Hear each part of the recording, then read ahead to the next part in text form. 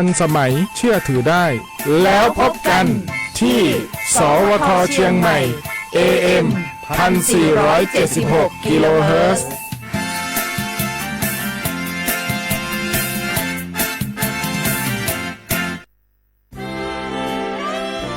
ตลอดประวัติศาสตร์ของชาติไทยพระมหากษัตริย์ไทยทรงเป็นพลังศรัทธาทรงทำนุบำรุงและอุปถัมภ์ศาสนาให้เป็นหลักยึดเหนี่ยวจิตใจของประชาชนเป็นแนวทางในการดำเนินชีวิตด้วยความดีงามศาสนาสอนให้คนไทยรู้จักคุณธรรมความดีและความสามัคคีช่วยประคองจิตใจในยามทุกข์เสริมพลังใจในยามเผชิญอุปสรรคเป็นรากฐานสำคัญของสังคมด้วยพระบารมีแห่งพระมหากษัตริย์และศาสนาอันเป็นที่พึ่งทางใจคือพลังศรัทธาที่ล้อมรวมคนไทยทั้งชาติสู่ความมั่นคงสงบสุขและยั่งยืนตลอดไปร่วมเสริมสร้างความรักในสถาบันหลักของชาติโดยสำนักงานประชาสัมพันธ์ที่ 3 กรมประชาสัมพันธ์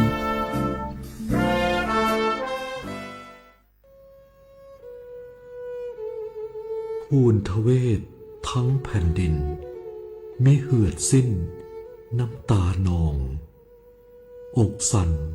พรั่นไทยผองกรองความเศร้า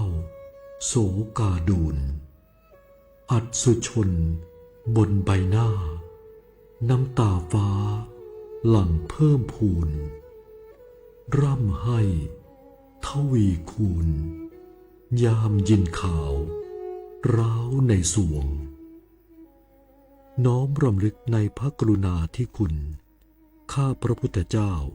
คณะผู้บริหารข้าราชการและเจ้าหน้าที่สถานีวิทยุกระจายเสียงแห่งประเทศไทยกรมประชาสัมพันธ์สารคดีแสงเพชรส่องล่าเจ้าฟ้าพัชรกิติยาภาตอนพระกรณียกิจช่วยผู้ต้องขังหญิงเรื่องราวของสมเด็จพระเจ้าลูกเธอเจ้าฟ้าพัชรกิติยาภานเรนทิราเทพยวดีกรมหลวงราชสารินีสิริพัฒน์มหาวชิรราชธิดากับโครงการกำลังใจในพระดำริเป็นที่ประจักษ์ในพระเมตตาที่ยิ่งใหญ่พระองค์ทรงมีพระราชดำริที่จะช่วยเหลือผู้ต้องขังหญิงและลูกติดแม่ซึ่งเป็นผู้ต้องขังในเรือนจำให้ได้รับโอกาสในการพัฒนาตนเองทรงเล็งเห็นว่าผู้หญิงที่ต้องโทษในเรือนจำนั้นมีความต้องการที่แตกต่างจากผู้ชายและควรได้รับการดูแลที่เหมาะสมพระองค์ทรงมุ่งมั่นที่จะพัฒนาคุณภาพชีวิตของผู้ต้องขังหญิงให้ได้รับการฝึกอาชีพได้เรียนรู้ทักษะใหม่ๆเพื่อให้พวกเขาสามารถกลับคืนสู่สังคมได้อย่างมีศักดิ์ศรีโดยไม่ถูกตีตราหรือถูกเลือกปฏิบัติทรงเริ่มโครงการต่างๆเช่นการฝึกอาชีพเสริมการจัดอบรมด้านจิตวิทยาและการให้ความรู้ด้านการเลี้ยงดูบุตรซึ่งเป็นการช่วยแก้ปัญหาจากต้นเหตุด้วยความช่วยเหลือและโอกาสที่พระองค์ทรงมอบให้ทำให้ผู้ต้องขังหญิงหลายคนได้กลับตัวเป็นคนดีมีอาชีพสุจริตและกลับมาใช้ชีวิตในสังคมได้อย่างปกติสุขโครงการนี้จึงเป็นสัญลักษณ์ของความเมตตาและโอกาสที่ส่งมอบให้แก่ผู้ที่ทำผิดพลาดไปแล้วแต่ยังคงมีความหวังที่จะกลับมาทำสิ่งดีๆเพื่อตัวเองและสังคมโครงการกำลังใจในพระดำริคือน้ำพระทัยอันยิ่งใหญ่ที่สมเด็จพระเจ้าลูกเธอเจ้าฟ้าพัชรกิติยาภานเรนทิราเทพยวดีกรมหลวงราชสารินีสิริพัฒน์มหาวชิรราชธิดาพระราชทานแก่ผู้ต้องขังหญิงขอให้แสงแห่งความเมตตานี้สถิตอยู่ในความทรงจำของประสบกนิกรไทยตลอดไป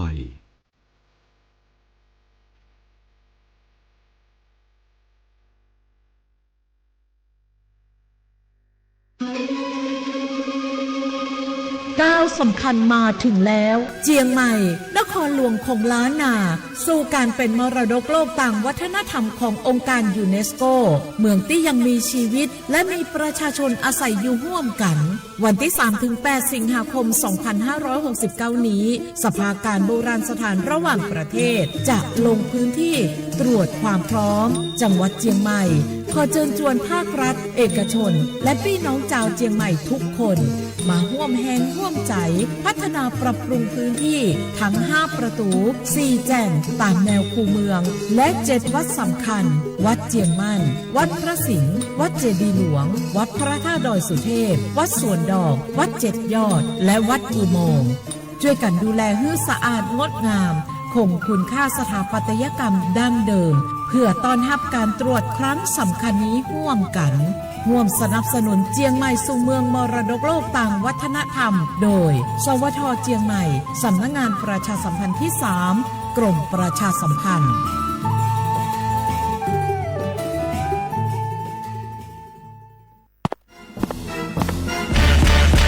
แกลองปะกลิ่นหอมเหมือนขนมหวานที่สำคัญไม่เหม็นเอาเปล่าหยุดเลยนะแกรู้ปะว่าในนั้นน่ะนิโคตินเพียบเลยนะนิโคตินในบุหรี่ไฟฟ้ามันทำลายสมองส่วนการเรียนรู้นะแกยิ่งสูบสมาธิยิ่งสั้นความจำก็แย่ลงแถมยังเสี่ยงเป็นโรคปอดอักเสบเฉียบพลันอีกจริงดิแต่ควันมันก็ไม่เหม็นแถมไม่มีกลิ่นติดตัวด้วยโอ๊ยถึงไม่มีกลิ่นติดตัวแต่สารเคมีโลหะหนักเพียบสูบแล้วเหนื่อยง่ายออกกำลังกายหรือซ้อมเต้นแป๊บเดียวก็หอบและเสียสุขภาพหมดอย่าให้บุหรี่ไฟฟ้ามาทำลายอนาคตและสุขภาพของคุณฉลาดเลือกฉลาดใช้ชีวิตไม่ตกเป็นเหยื่อบุหรี่ไฟฟ้าด้วยความปรารถนาดีจากสำนักงานประชาสัมพันธ์ที่ 3 กรมประชาสัมพันธ์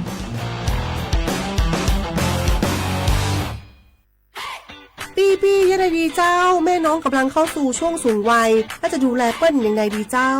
หูก็ผู้สูงวัยเปิ้นไม่ได้เท่าเหมือนกันหมดเนอะกลุ่มติดสังคมเนี่ยว่าเปิ้นแก่แต่ใจวัยรุ่นต้องชวนกันออกกำลังกายทำกิจกรรมเวลาปะหมู่ปะฝูงมาใดเปิ้นก็ตึงคึกคักกันกุเตื้ออันนี้แม่น้องเลยนะวันออกไปขายเห็ดลมที่ตูดกาดแล้ววันนี้นะเปิ้นก็มีนัดไปที่โรงเรียนผู้สูงอายุแหมซอบอกซอบใจขนาดกลุ่มติดบ้านก็เป็นกลุ่มที่บ่ออกไปไหนต้องแต่งบ้านให้ปลอดภัยเตียวบ่ข้องบ่เต้ามันไปพอไปกอยดูแลเรื่องกับข้าวกับป่าจะได้มาง่อมมาเงานะส่วนกลุ่มสุดท้ายกลุ่มติดเตียงก็ต้องพอต้องกอยบ่ฮื้อลำหูลำตาตึงพลิกตัวทำความสะอาดดูแลอาหารยุกยาและต้องใส่ใจเรื่องของความรู้สึกบ่ฮื้อเปิ้นรู้สึกว่าโดดเดี่ยวฟังจะอี้ค่อยสบายใจหน่อยเจ้าขอบคุณนักๆเจ้าปี้เดี๋ยวน้องจะปิดไปดูแลแม่ก่อนเด้อเจ้าและจะไปลืมปาแม่ไปตรวจสุขภาพประจำปีตัวเนอะเจ้าดูแลผู้สูงอายุถูกวิธีผู้สูงวัยก็ยิ้มได้ลูกหลานก็สบายใจด้วยความปรารถนาดีจากสำนักงานประชาสัมพันธ์ที่ 3 กรมประชาสัมพันธ์กรมประชาสัมพันธ์เดินหน้าร่วมมืออาเซียนพัฒนาสื่อยุค AI ให้ปลอดภัยและมีจริยธรรมเน้นบทบาทสื่อต้องรู้เท่าทันเทคโนโลยีตรวจสอบข้อมูลและรับผิดชอบต่อสังคมหลายประเทศมีแนวทางน่าสนใจอาทิสิงคโปร์ตั้งทีมตรวจสอบคอนเทนต์จาก AI ป้องกันข่าวปลอมอินโดนีเซียจัดทำคู่มือการใช้ AI อย่างมีจริยธรรมในงานข่าวสำหรับประเทศไทยชูการนำนวัตกรรมผู้ประกาศข่าว AI การแปลคำบรรยายการใช้ Social Listening Tools วิเคราะห์กระแสตรวจสอบข่าวปลอมพร้อมทั้งสร้างภูมิคุ้มกันประชาชนผ่านโครงการทันคนโกงและสอนการรู้เท่าทันสื่อแก่ผู้สูงอายุทั่วประเทศร่วมสร้างสังคมดิจิทัลอาเซียนที่ปลอดภัยไปด้วยกันด้วยความปรารถนาดีจากสำนักงานประชาสัมพันธ์ที่ 3 กรมประชาสัมพันธ์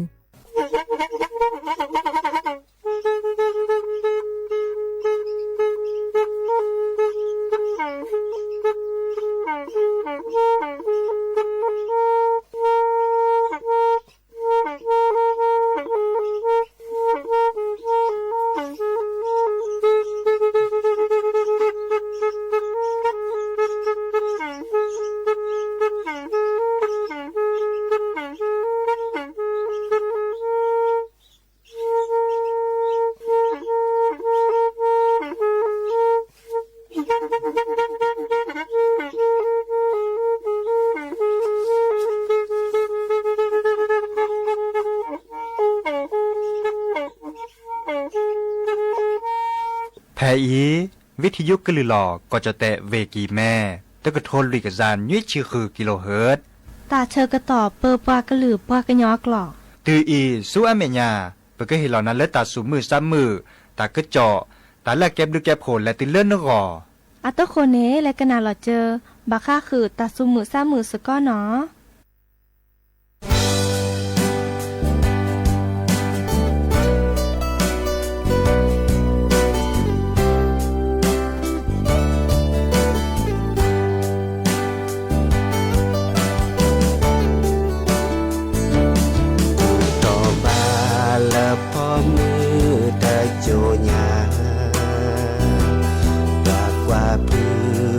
กว่าจี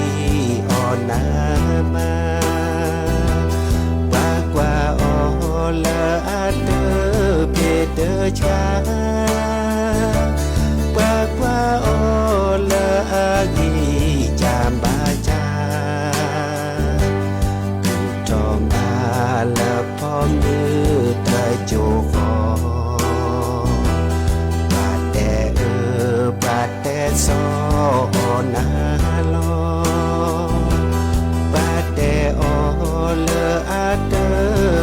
เตกลอบาดแต่ออละแกพอมือขอลอดอกปืนแวก็อันดีก็อากาเดิมบาดแต่เลอพอมือขอลอบาพอมือนี้โอเกอโอเกลแวนเดอเดอโอเดอเกินหล่อพอแค่เลยพอมือมาตาเลินเดอโกหล่อปูว่าปูมาอ้อมาอ้อชูชูเบิ่งมีกว่าที่กว่าชาเกเกนี่มาให้เก็บพอมือเลือเว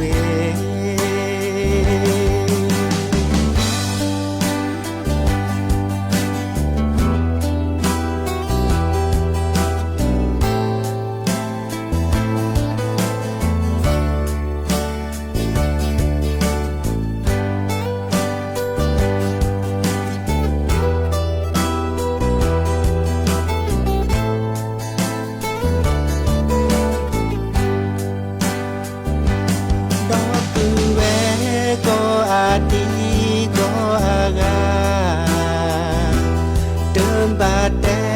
เลิกพอมือขอลอบาพอมือนี้โอเกอโอเกลแวนเดอ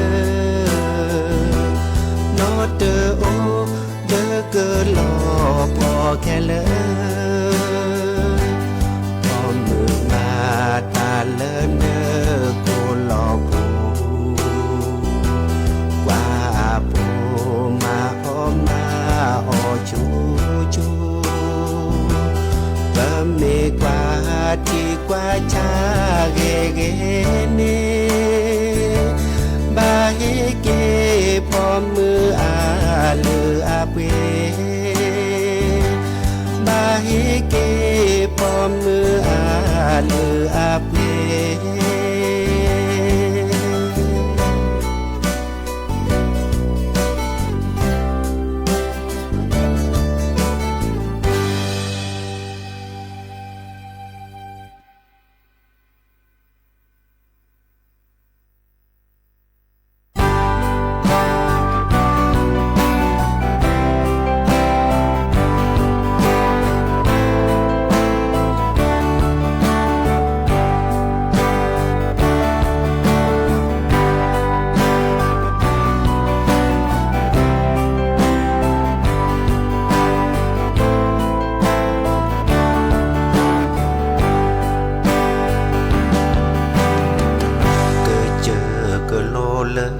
อลูทอ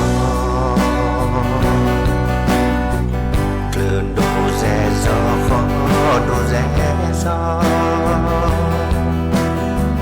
โทโพสือโพเตเว ไม่เตวอเพลเมเคสีขอไม่เคยทอโทโพจือโพเนแม่ที่หลอเกิดเจอเกิดโลเลออาลูแคโอดอเคสือโอดอเบอร์แดชาโพก็โพนี้โอสแกรเซเมกาคีวาเมออเลชาโพก็โพนี้โอเกเมเปแวเกยอก็กาเซคูลอเปซาเกิดต่อเกเกเปเมเตอมาแวตาดีสิโนวาตาโพตาฟาเกลอมูสี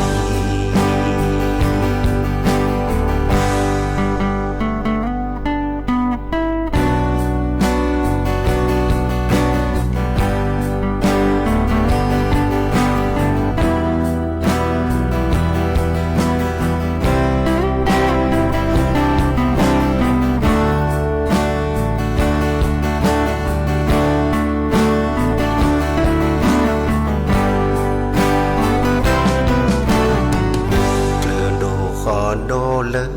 ที่โพเล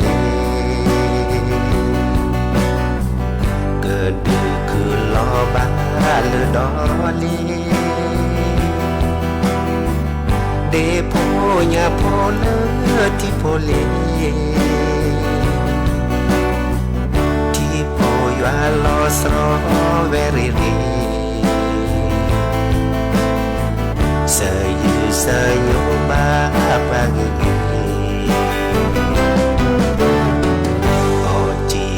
โนบาเกิดต่ออทีอกอบาเกิดต่อเปอเกิดต่อลอเกิดต่อที่ก่อเกอโอลอโจลอทอเกิดกูอบาเลยืเลต่อ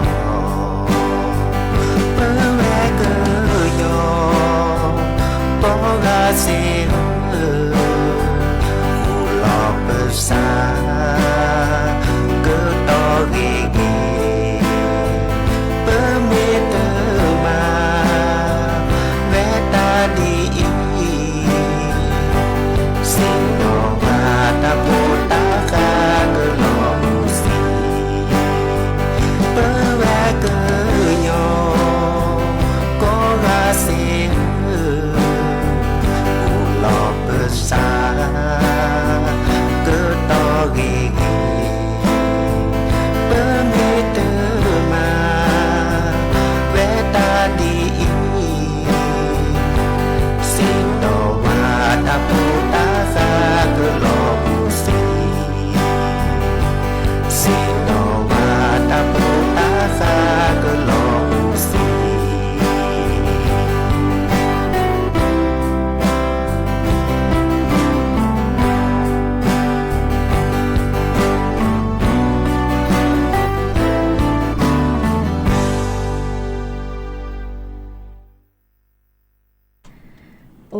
โชเปอร์ดอปแวมือกาพาตีพือพีกอกาเนาะบาตุกลอซาเดยา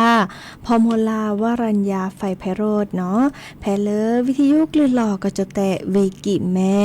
สบทเชียงใหม่สำนักงานประชาสัมพันธ์ที่3กรมประชาสัมพันธ์เนาะโอเคสกอลอซาดีเนาะตาชื่อกันต่อเลเปิบกากลืบกาเกินย่อเนาะฮะแล้วก็ปาขึ้นนาริและตุเลนุยนาริกันนาดอบกากว่าดอบกาเซแพเลวิท ทยุคลื่น AM ตะเกอโทลิกยานนุ้ยคือกิโลเฮิรตซ์วิทยุเลอพะบาโคเนาะ FM 104.25 เมกะเฮิรตซ์นอนดอลเลอร์ออนไลน์แฟนเพจ Facebook สวทเชียงใหม่ AM 1476 kHz โอแกสก็ลอซาดีโทรศัพท์ตัวเดตัวจบว่าเซเนาะเบอร์โทรศัพท์เตอเบอร์ละล้อ053276007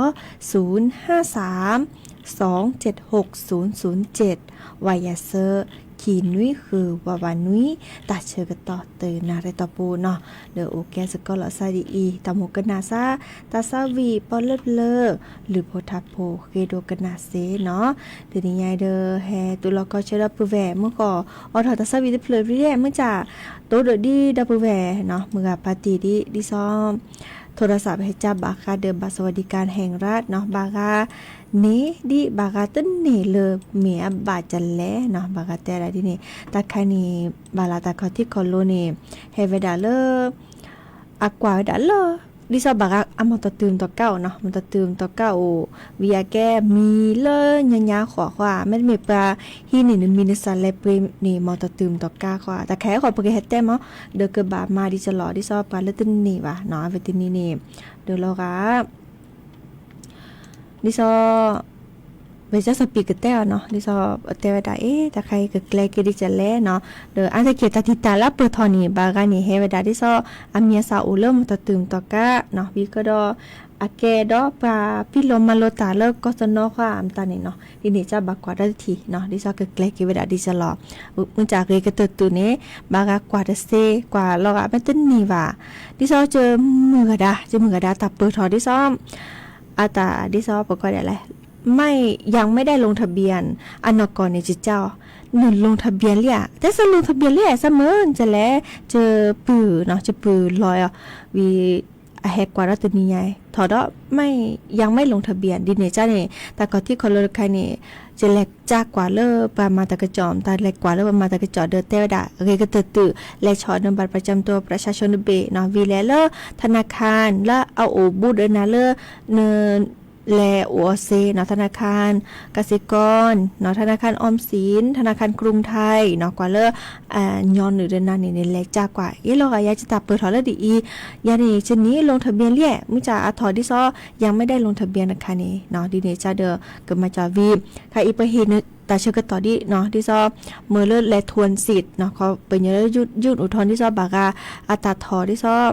ตะเกลือเล่นนี่ระบาดจังเนาะไม่จานกว่าลังเกกจากเกลือเล่นนี่นี่จ้านี่และช็อตบัตรประจำตัวประชาชนเดเบนาวีซาบินาเกเบอร์โทรศัพท์พี่นลงทะเบียนมาหานี่นโพนเลียตานกจาตาดิจะรอดกล้วยนกล้วยขาเจและเลอตลอดตะเกลือธนาคารเด้ออันย้อนเดือนนี้เนาะเดือกันเนาะเกเซกบะเนาะมื้อจะให้ขอจะเกเฮเตตะกจอราคาบาค่าเดอบัตรสวัสดิการแห่งรัฐค่ะอีดิซอเลปากเกลเกดิจะรอบาบีบาจ่าเนาะที่นี่จ้านี่โลกปะดุปะกูอุบคูแล้วซะแล้วตบลอดเนาะเฮเตแฮขอดเนาะดิเนจานี่หากิกันได้ก่อนเนาะแล้วก็ตะมูกันนาซาตาซาวิมีเกปอลเลมีเกโดกันนาเซเนาะแต่เริ่มนึกกันนาเลออนไลน์เนาะกันนาเลวิทยุนะโทรศัพท์โอปกาเบอร์โทรศัพท์พี่เปต้นี้053276007วายาเซอร์คีนุ้ยคือวาวานุ้ยเนาะตาเชิญต่อเลเพื่อก็ลือเพื่อก็ย้อนเลฮาแล้วก็ไปอีแล้วก็ออนไลน์เมื่อเขาโอริกาเกโดกันนาตาซาวีแต่เวดาคือเตอเพลคอเริ่มตาโอมูเนาะดีเจซาโอเลขุนปอนอำเภอแม่แจ่มเนาะดิเนจานี่และกันนาสกอกอกาคีเปเตอเพลเดอเตเพลคอเลอร์โมเตลูปราดุปราทอเนาะกันนาสกอกอกาเนาะBye.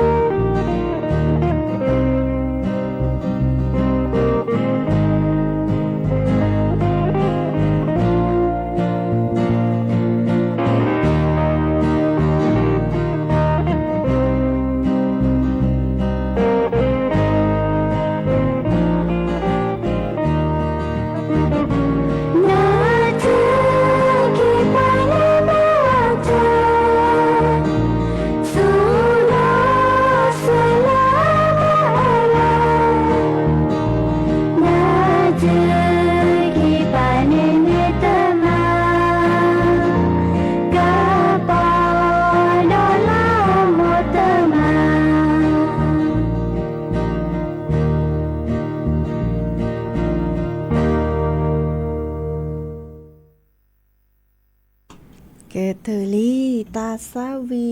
เนาะหมูตะลูปลาดุปลาทอ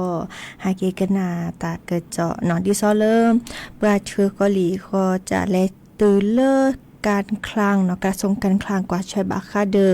กลูเดเจเลิกก็จะแต่นี้เนาะเดออัตเวดาคลังทบทวนเกณฑ์บัตรสวัสดิการแห่งรัฐเนาะดิซอเลออาเกแลกเลตบุโคลซาเนาะเดอดิเนจ้านี้มีเวดาเจาะวิ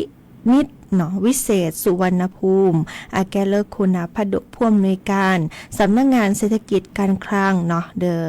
แต่รอบาคาเดอเลอตากระเจาะเนาะแต่เวลากระทรวงการคลังไทยเนี่ยโอเลอเกิดกว่าเนาะบาคาเดอตาลาเกรตาดิซออากวาดาเกนเนาะบาเลอเกรเลอเกนี่ตึนนี่เนาะวิกดออาแกตาเชกต่อเลอปาเกคือนี่บก็ดาทบทวนสิทธิ์เนาะดิซอเมเลออาเกรเดอปาตกรกาดีอาเรทอเนาะดิซออาปูคีแต่เวลาปาตาติตาโอทอเนาะบากาเนาะมันตตืมมันตกาโอเนาะดิซอบากานี่มันตกาอันนี้ตะเลิกอีละนี่คิชีบากามอตตืออันนี้ตะเลิกอีเลอตชีเย็นนี่ดอมอตตืมมิเกมันตกามิเกเนาะ5หู5ก็สวมมอตเซเนาะชาแกทามตาช่วยลี่มันจะมีเดิมคือเฮเลอและใช้ปลาคือมันจากต้นนี่โอนต้นนี่มาแก้แล้วปลาคือมีมันจากแก้แล้วก็จะมีเนาะแต่แค่นี้บากว่าตะถีดอบากาพี่โลมาโลตาแก้ดิซอเลอร์ก็ด่าปลาเลิกพี่โลมาโลตาเลอ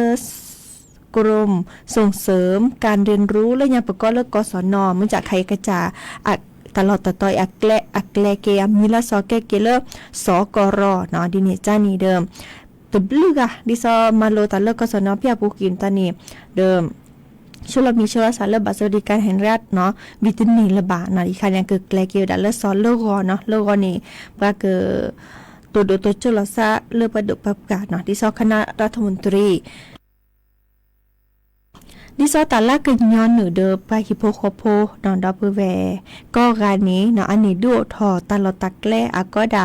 one stop service เนาะก็ต่อเลิกก็จะแต่เนาะดิซอเกิดข้อแต่จุนเนกแลข้อ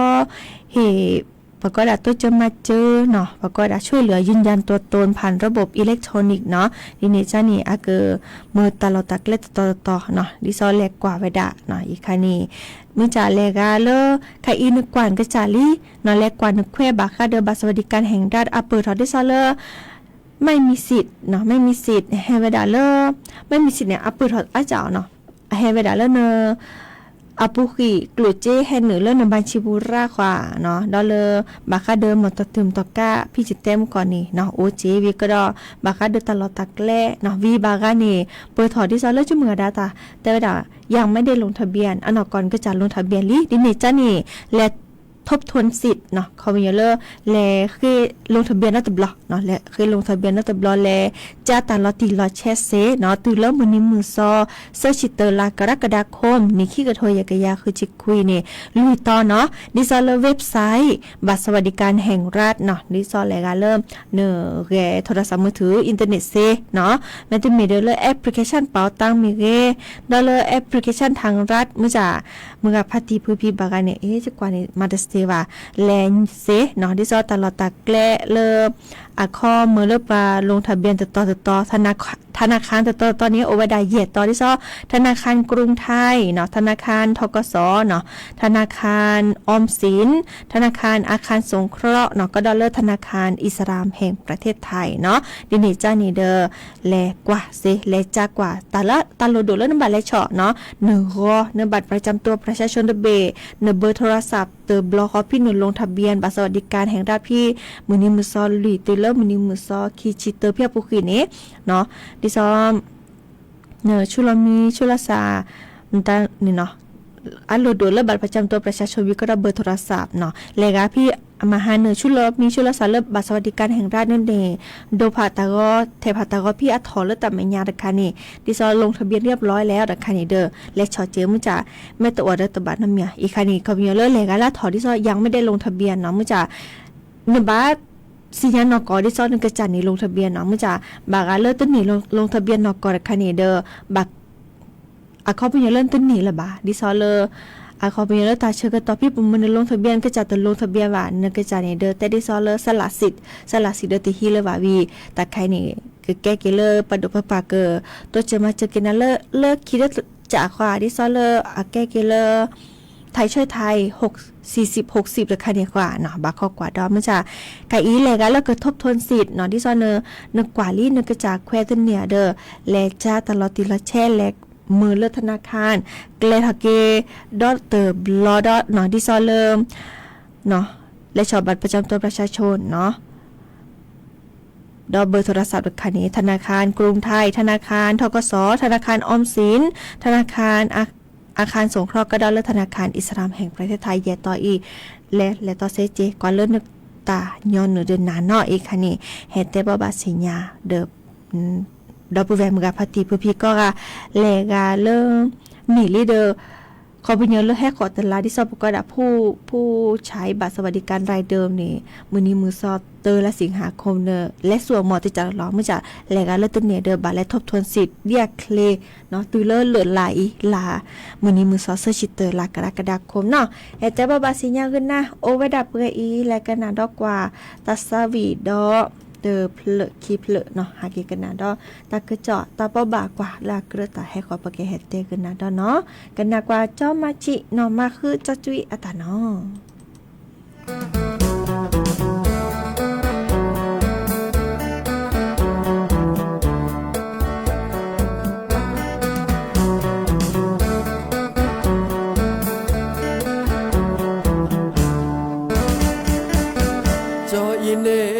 มาชีอิบรามาชีเยซูอมือนอยเนปรามาคือมาฮอคืออันนาดูแต่จออีเนโอเลเวกิเม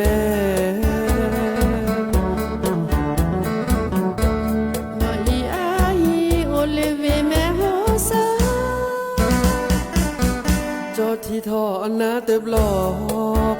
เติบหล่อเลมูซุคีน้อยเนสาคือตาที่ทอจออีเนเกอนาเตรันเนตาเกโตเมเกอุทา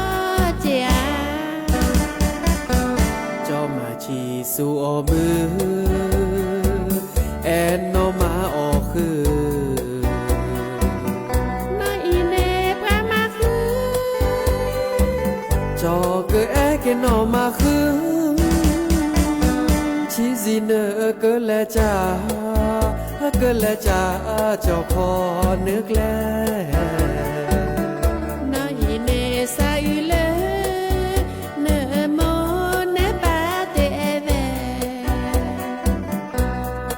จอแอนาเตบาสาอึงเนเมแอพอเตบาจุกวีพามาคือ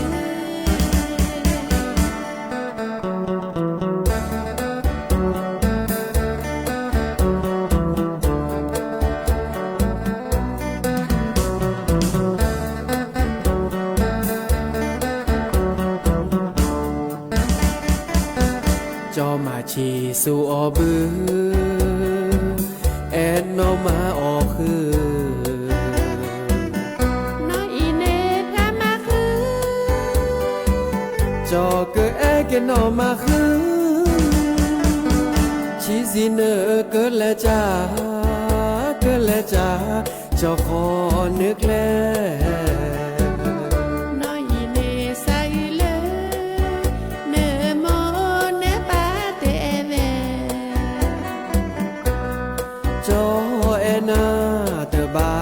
สะอึงเนเมแอพอเตบาจุกวีพอมาคือ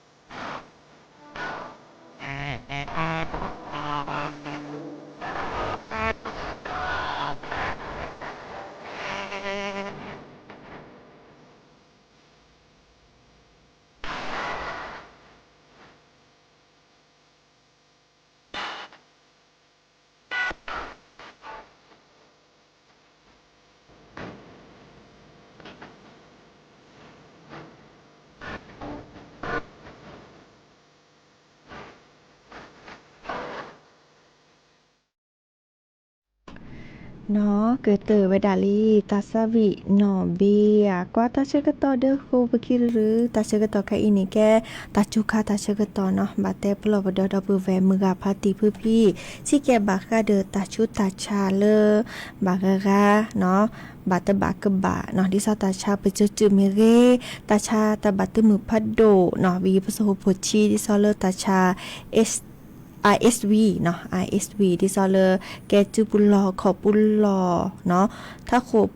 ขอปุลลอมตอนนี้เนาะบาปลอปดอกเกซึ่งคือจือชูเนาะที่ซอลอกาพสโหนี้โอที่ซอตาลอลูกคนลูกแกวนเนาะซึ่งคือเฮอมากระชกกระชกเรดอตาจุคาดีอีเนาะไม่มีก็เจอโคว่าแต่เราตักแล้วแก้กันเนิมตานี่มุกุไม่จูเดจูซอนนี่แต่คีวีตาคือตาคลีเนาะดิจะรอเดอมาเดอโพนี่เมื่อเลอสนับปรากกันเลยชิแกเนาะบาตบาตาแม่คือแม่คลีราเนาะเดอเกิดบาเลอตาชาปโซยอมตานี่ยอเจเนาะบาปลอปดอเรนอเลกาเลอตาโอชูเคลดปอเรวาเรก็เตอเนาะออกซิมตานี่แม่ตะกุญญาและดอกกว่าลาซาเลอตาชะเลิกก็สิสระเคลเนาะแรงเลิกตาชื่อตาชาวลาลูลี่เนาะก็สิสระเฮดวงก็สิดิฉลอบาออดีตาเดียบาตาชื่อกันต่อเนาะเราจะเลิกบาตาชาความดันเบาหวานเนาะความดันนี่แก้ตาเลิกอะลุดโดเนาะลุดโดบากาแต่ใครตบาดน้ำมีละบาก็สีเหลือลี่แต่ชุดตาชาจะเปิดทอละบาอันนก็เลนักกระจายในชั่วโมงแล้วนักกระจายมือเนาะมันจะอันแม่เปิดทอเกลือขี้กันเลียดทอวีความดันประกอบกับทอร่าเนาะและดูทอมือเลือดสวีติเติมตาขวาเนาะเด้ออาเกิดรอหน้าเรากลีกันเลือดขี้ที่ซอจุดเราเบรกขอเราเบรกฮาเกเดปอยอที่ซอแล้วเราโอเจเนาะดิเนจานเนี่ยก็ตื่นออกกสีเดียบาตาเชกตอเนาะเฮเตบบัสิญญาคือดับเบิลแวมือพัติพืพีโอวดาเปอีเลโก ให้ตัวก่อนละซาดอตาเชกตอเลิบเปิดปากกลึกปากเกยอเนาะควีนารีและตัวเลออานาริจีเนาะทีนี้นี้จะเกิดออทอเกหรือโพธาโพเนาะตาตุตาเชกตอเลเนาะเมื่อก็ว่าเบมือซับครีโอเดกโลโอเดเจมีหมอตามือก็ว่าเนาะกันนาเกหรือโพธาโพตาตุตาเชกตอเลเราพาละซับไกอีตับเลยเนาะ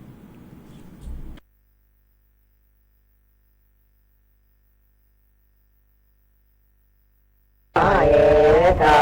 ดีมาเจริกีเลนาดาวเตยวิลุบากาลาลือนาญาเตยเหตาดีที่มาเปรีเลนาดาวเตยลุบากานาเรเรบินาญา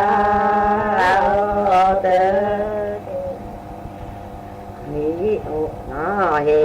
ตาดีที่มาเจริกีเลนาดาวเตยผู้ก็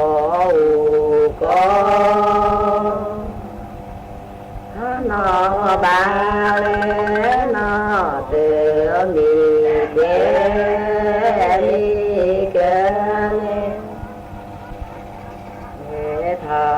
ดี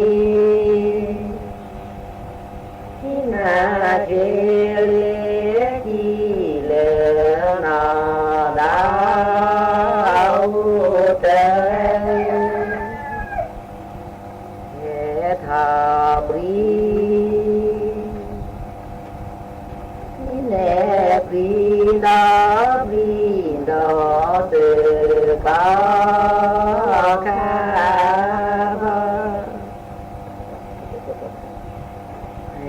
ทาดีนาเจริเลนาดาวเตยสาธิยุลมูดีพระบุกดานีรอเดมาดีเดป้าจอตีป้าตามือรอเมสีป้า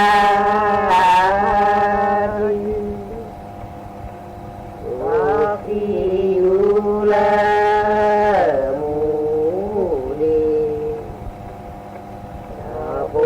กระดานีเพราะเดินมาดีเดินพระเจ้าสีนีปลาดีพระเจ้ามูวาที่อยู่แล้วมูดีถ้าพวกว่าดานีเพราะเนื้อมาดีเด้อ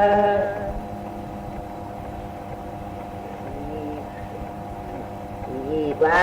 ป้าจีนีป้า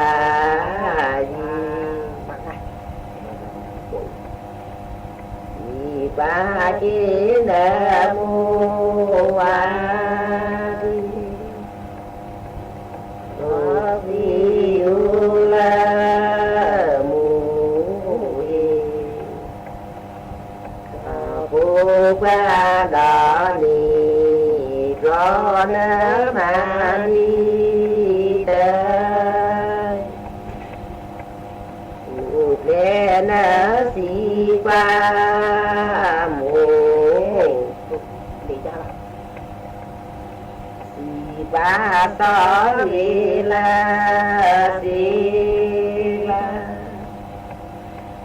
tỏ đi u la mù đi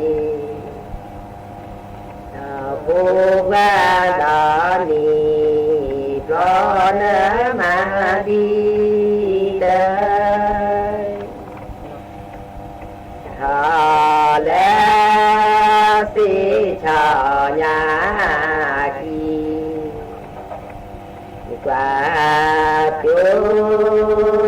vì lo cho như si mà tu lên đi nhà lỡ đi tu lên nó lệ phò nè khi cho lỡ xí cho nhà khi và chú quý lo cho như gì là chú lên đi nhà thì là chú lên nó lên thọ lên đi cho nhà khi và chú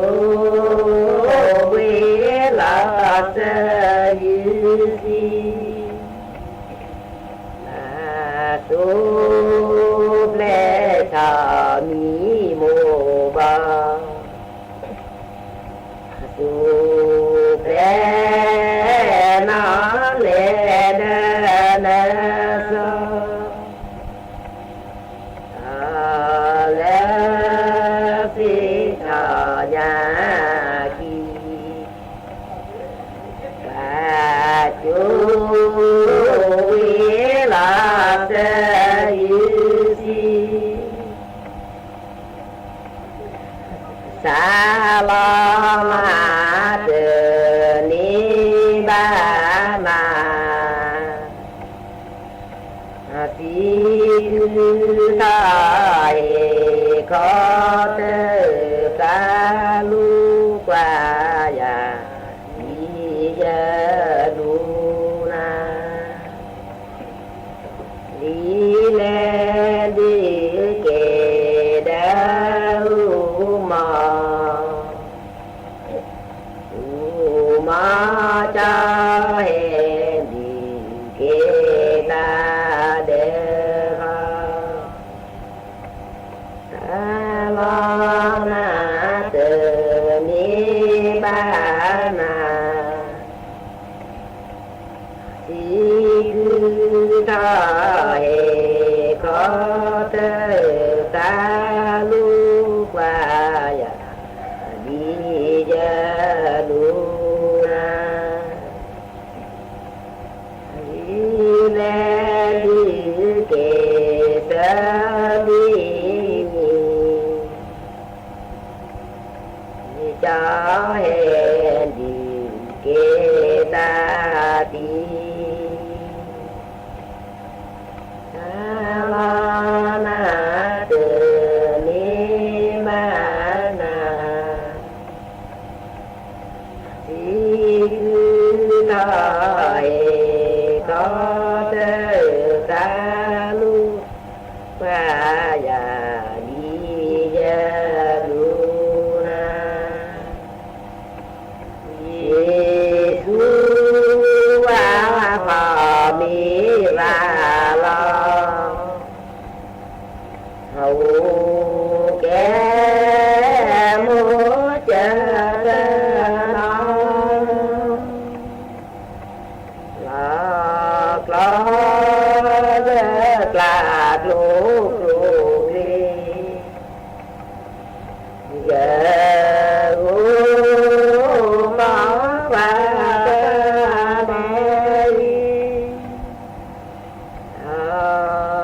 ดีสุอาพามีลาหูแก่มัวเจอ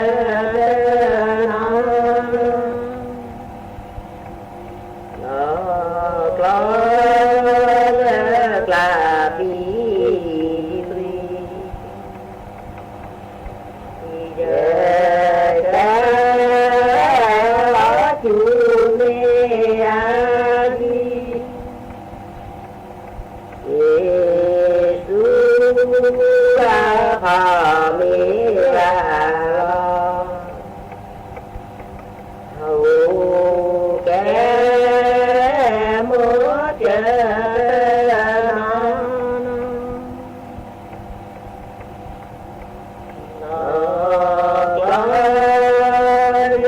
กลาบลูกดีอย่าหูมากว่าแม่เยซูอาพามิลาลอหูแก่มัวเจ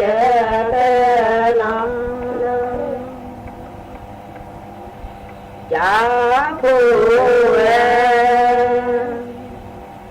เขอยาขอยา